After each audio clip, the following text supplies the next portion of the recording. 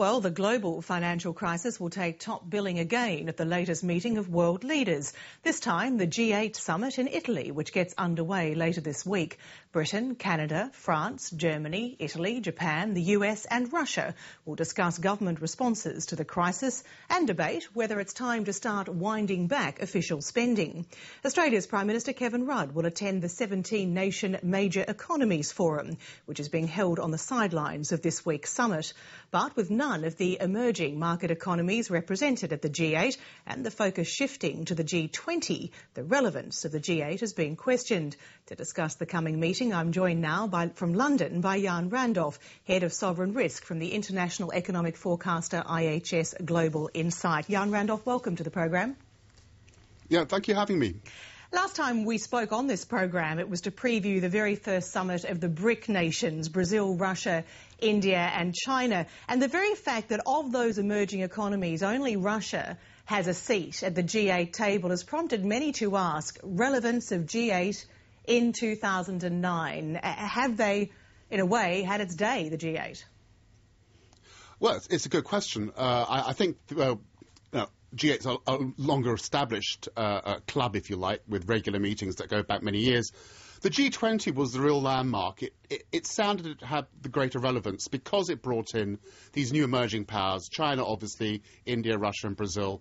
These are the countries that have contributed a lot to global growth and global trade, and they are the future for global growth as well, an important growth driver.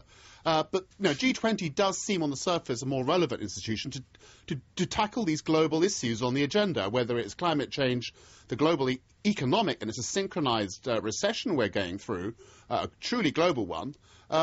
These global issues should be on a wider forum. It seems relevant. Well, I guess how much does it help the fact that there is this major economies forum on the sidelines of the G8? So while it's only 8 countries in the G8, there are many others who will be taking part in sideline conversations. Yeah, I think if you put the two together, then you have the relevance. G8, the rich country club, can talk to each other about current policies.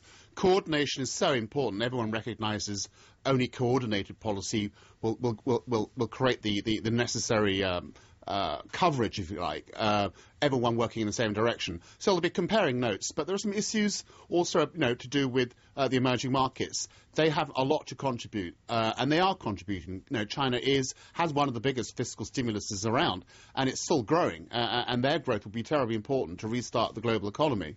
Well, you talk there about coordinated action amongst the rich nations, and it seems very much that the scene has been set for a vigorous debate about where next for government stimulus, because on the one hand you have Germany, which is very much warning about the need to wind back and to rein in government debt, and then you have the US and the UK warning, do that now at your peril.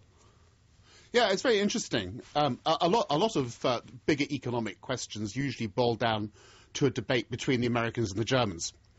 They have slightly different attitudes. The US is at the forefront on the need for governments to come in, fiscal stimulus, to hold the course, monetary stimulus is on top of that, and sort out the banking system. It's three-pronged. They say all we've got so far is a slowing of the rate of contraction. We are entering a period of uneasy stability. We're not in recovery yet. That's got a long time to wait. Recessions, by definition, means household demand has fallen. Consumers have been on strike since September. Western middle-class consumers aren't buying the bigger ticket items. That's led to a collapse in global trade by about 10 to 20%. But on the other hand, you've got the Germans, who are very fearful of what the US Fed are doing and the Bank of England, and also to a certain extent the European Central Bank in a different kind of way. This extraordinary monetary stimulus, some call it, the balance sheets of the central banks are exploding. They're making up essentially for the contraction in the private sector banking world. And the Germans are seriously worried that if the central banks start indirectly or directly buying government debt to finance huge deficits, you're storing up a huge problem in the future in terms of inflation. So That's who their wins? big worry. They've got who wins in the end with the communique? Who's going to hold sway? Well, I think the realpolitik is that the US and the UK will lead the way. I mean, the US is still the largest economy in the world. They still hold the reserve currency. They have a number of trump cards here. All the Germans can do is warn. They themselves, though, they don't necessarily always walk the talk. They themselves have got a fiscal stimulus of quite a sizable one. They themselves recognise that we need to get global economy back on track.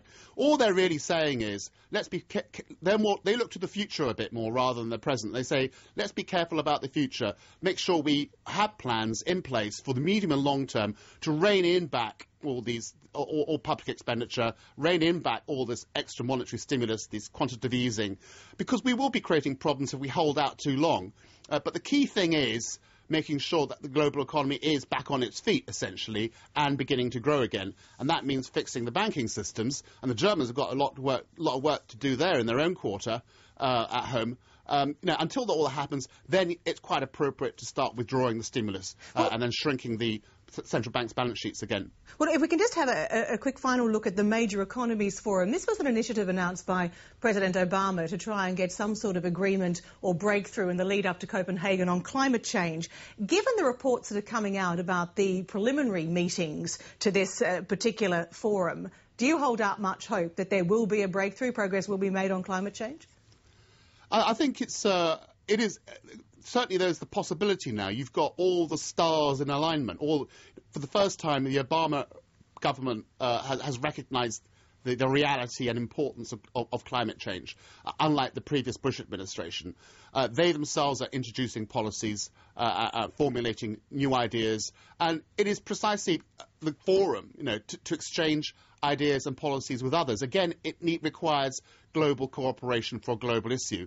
And so, there is that strong possibility of moving forward now that you've got the US government on board, effectively. The key thing also would be to getting the developing countries, particularly China, on board, because although China hasn't contributed much to the carbon already in the atmosphere, it is a big polluter, and as big as the US now. And the real need is to come to an agreement about targets, come to an agreement about what sorts of things we can do cooperatively and back at home, as it were, and to work together on this one. Sharing technologies is terribly important for the West, for the developing countries, so they don't make the same mistakes we did in our own industrialisation. Jan Randolph, it's going to be a very interesting week. Many thanks for talking to us.